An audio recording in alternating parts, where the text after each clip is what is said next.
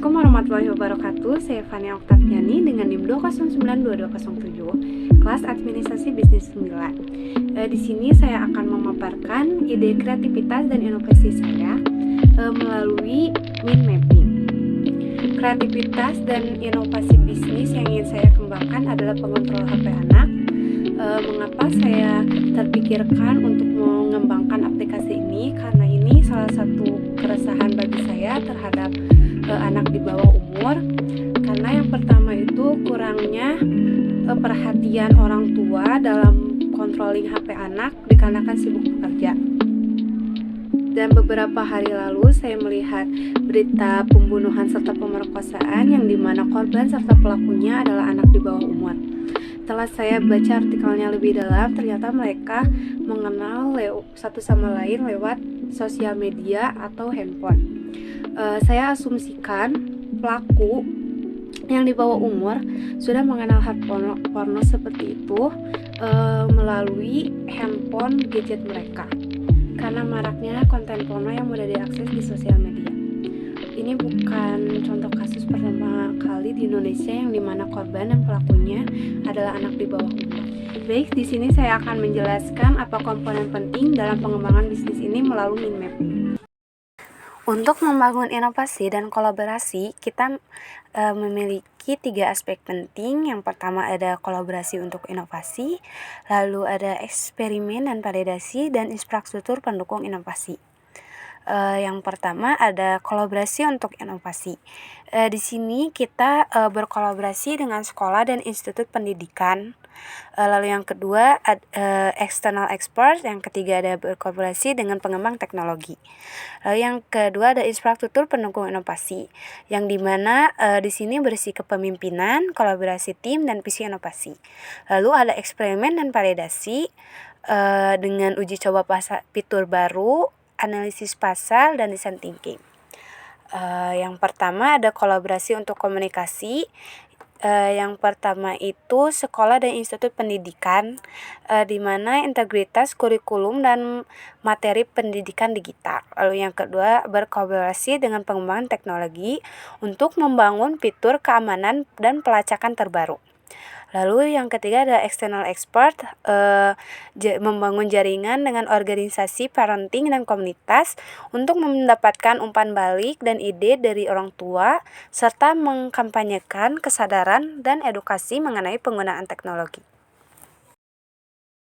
Lalu yang kedua itu ada eksperimen dan validasi, di mana aspek yang pertamanya ada design thinking, bisa diterapkan melalui beberapa tahapan utama. Yang pertama ada empatis, dengan melakukan wawancara orang tua untuk mengetahui kendala dalam mengontrol penggunaan HP anak. Lalu ada define, dengan menyusun masalah dengan jelas berdasarkan data dan wawasan yang dikumpulkan.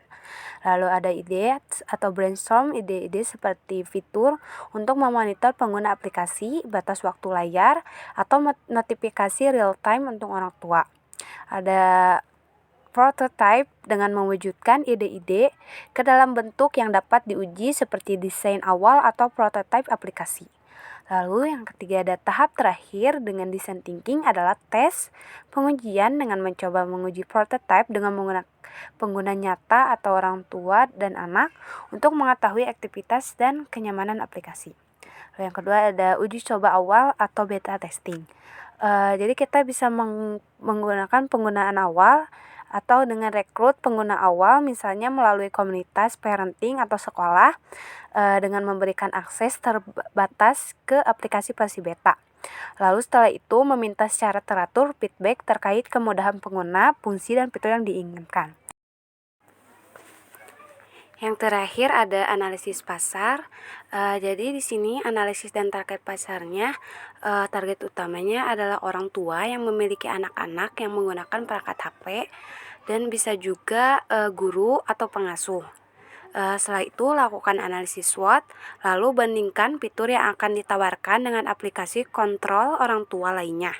Lalu identifikasi apakah aplikasi ini akan lebih user friendly, lebih aman, atau menawarkan fitur yang lebih lengkap. Lalu aspek penting yang ketiga ada infrastruktur untuk mendukung inovasi. Yang pertama ada kolaborasi tim. Elemen kunci dalam kolaborasi tim di bidang ini yang pertama ada keahlian di bidang teknologi. Jadi dibutuhkan tim yang terdiri dari ahli teknologi seperti pengembang perangkat lunak, insinyur hardware, dan spesialis dalam pengembangan produk mobile. Lalu yang kedua ada inovasi kolaboratif. Tim harus bekerja sama dalam menghasilkan ide inovatif terkait teknologi pengontrol HP. Hal ini dapat melibatkan brainstorming rutin serta diskusi antar divisi serta uji coba prototipe untuk mendapatkan solusi terbaik. Lalu yang ketiga ada inovasi kolaboratif. Jadi tim harus bekerja sama dalam menghasilkan ide-ide inovatif terkait teknologi pengontrol HP.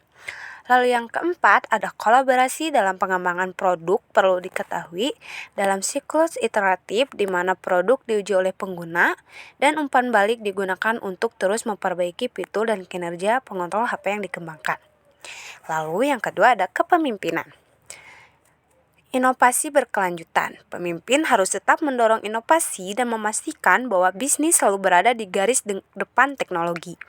Di sini, saya perlu mengantisipasi tren teknologi terbaru dan memahami bagaimana inovasi tersebut dapat diterapkan pada produk yang relevan untuk anak-anak. Lalu, mendorong lingkungan kerja yang mendukung kreativitas dan eksperimentasi, termasuk mendorong tim untuk berbagi ide dan berpikir di luar kebiasaan untuk menciptakan solusi yang inovatif. Lalu yang ketiga, yang paling penting dalam bisnis yang berhubungan dengan anak-anak, saya harus memiliki komitmen kuat terhadap etika. Saya harus memastikan bahwa produk yang dikembangkan aman, tidak mengeksploitasi anak, dan sesuai dengan standar moral serta hukum.